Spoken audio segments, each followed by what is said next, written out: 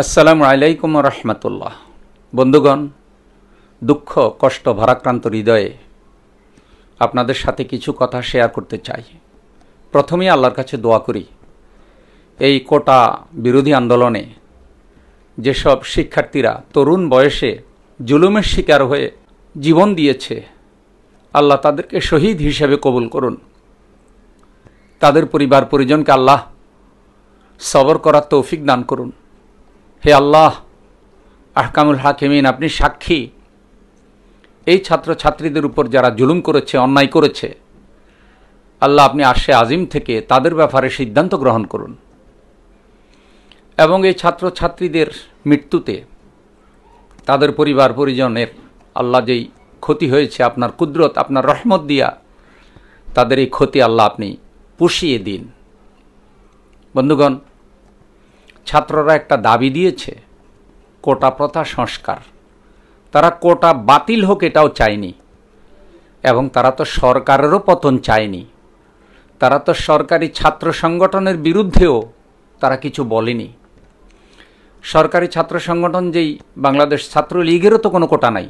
যদি এমন হতো যে লীগের জন্য কিছু কোটা আছে বা সরকারের জন্য কিছু কোটা আছে, তাহলে সরকার আর লীগ বা পুলিশের জন্য স্পেশাল কিছু কোটা আছে, তাহলে পুলিশ তারা সবাই মিলে শিক্ষার্থীদের উপরে হামলা করলে তর্কের খাতিরে ধরে নিলাম যে একটা যৌক্তিকতা ছিল। কিন্তু তারা বিভিন্ন কোটার যেই সমন্বয়হীনতা এবং সেই কোটার পরিমাণ এত বেশি যে মেধাবীরা সেখানে বঞ্চিত হয়ে যায়, সেই দাবিটা তারা দিয়েছে। দেশের 100% মানুষ তাদের এই আন্দোলন প্রত্যক্ষ করেছে। আদৌ তারা অন্যায় করেছে কিনা? তারা সন্ত্রাস করেনি, তারা গাড়ি জ্বালায়নি, বোমাবাজি করেনি। তারা নির্ধারিত কিছু জায়গায় তারা সমাবেশ করেছে। তাদের দাবি যদি গ্রহণযোগ্য না হয়, দায়িত্বশীলরা তাদেরকে ডেকে নিয়ে পিঠে হাত দিয়ে বুলিয়ে বুঝাই শোনায় তাদেরকে তো ক্লাসে ফিরিয়ে নেওয়া তাদের দায়িত্ব ছিল। তাদের তো বয়স কম, তারা তরুণ, তারা তো তাদের অধিকারের কথা বলবেই। কিন্তু দায়িত্বশীলের পক্ষ থেকে কি বলা হলো? তাদের সংগ্রামকে যেভাবে তাচ্ছিল্য করা হলো, যেভাবে আঘাত দিয়ে তাদেরকে বক্তব্য দেওয়া হলো, এবং একটা পর্যায়ে তাদেরকে রাজাকারের নাতিপুতির প্রসঙ্গ তাদের আন্দোলনের সাথে নিয়ে আসা হলো। আপনারা বলুন তো, এই আন্দোলনের সংগ্রামের সাথে, তাদের এই দাবির সাথে রাজাকারের নাতি প্রসঙ্গ আনাটা কি খুব জরুরি ছিল? বাংলাদেশ স্বাধীন হয়েছে 52 বছরের বেশি সময় হয়ে যাচ্ছে। আজ পর্যন্ত স্বাধীনতার পক্ষ বিপক্ষ নিয়ে আমরা কি বাদানুবাদ করতে থাকব? এবং এই বাদানুবাদের ফলে দেশ জাতির কী লাভ হয়েছে? বরং জাতি প্রত্যক্ষ করেছে এইসব বাদানুবাদ, স্বাধীনতার পক্ষ বিপক্ষ এই অর্ধ শতাব্দীর পরে এসেও দেশের জনগণের কোনো কল্যাণ হয়নি, বরং দলীয় স্বার্থ সিদ্ধি হয়েছে। যারা দেশকে শোষণ করছে, দেশের মানুষকে অধিকার থেকে বঞ্চিত করছে, এই বাদানুবাদ তাদের পক্ষেই কাজে লাগছে। পৃথিবীতে কি আর কোনো দেশ স্বাধীন হয়নি? পৃথিবীতে বহু দেশে স্বাধীন হয়েছে। স্বাধীনতার পরে নিয়ম হলো সাধারণ ক্ষমা ঘোষণা করা। বঙ্গবন্ধু তাই করেছিলেন। উচিত ছিল আমরা ভেদাভেদ ভুলে গিয়ে দেশ গঠনে আত্মনিয়োগ করা, কিন্তু পরবর্তীতে আমাদের হিংসা বিদ্বেষ আরও বেড়ে গেল। বন্ধুগণ, অবশ্যই স্বাধীনতা যুদ্ধ যারা করেছে তারা জাতির শ্রেষ্ঠ সন্তান এবং তাদের রক্তের উসিলায় দেশটা স্বাধীন হয়েছে। তাদের জন্য কিছু অবশ্যই করতে হবে।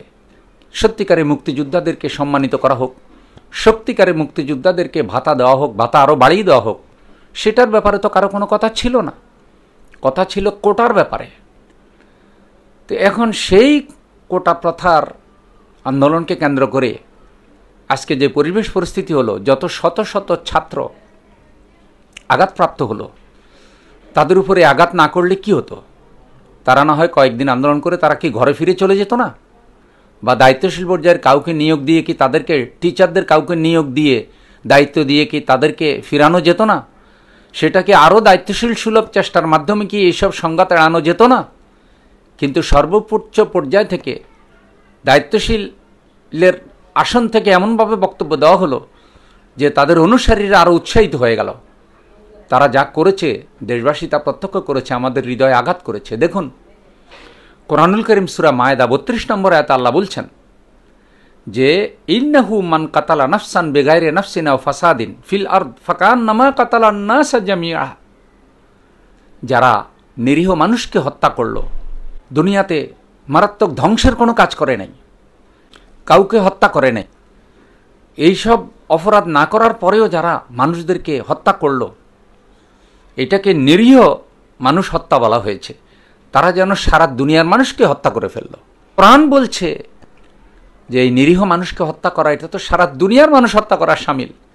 রাষ্ট্র তাদেরকে অধিকার দিয়েছে, সংবিধান তাদেরকে অধিকার দিয়েছে, গণতান্ত্রিক নিয়মে বাক স্বাধীনতা রয়েছে। তারা তো সে কথাটাই বলতে গিয়েছিল, আজকে তারা লাশ হয়ে গেল। তাদের পরিবার পরিজনের কান্না আমাদের হৃদয়ে আঘাত করে। আল্লাহর কাছে দোয়া, হে আল্লাহ এদের পরিবারের উপর রহম করুন। হে আল্লাহর ন্যায্য অধিকার আল্লাহ আপনি আদায়ের ব্যবস্থা করুন। মেধাবীদেরকে আল্লাহ যেন মূল্যায়ন করা হয়। আল্লাহ জাতির পরিচালকদেরকে সেই সুবুদ্ধি দান করুন। আমিন।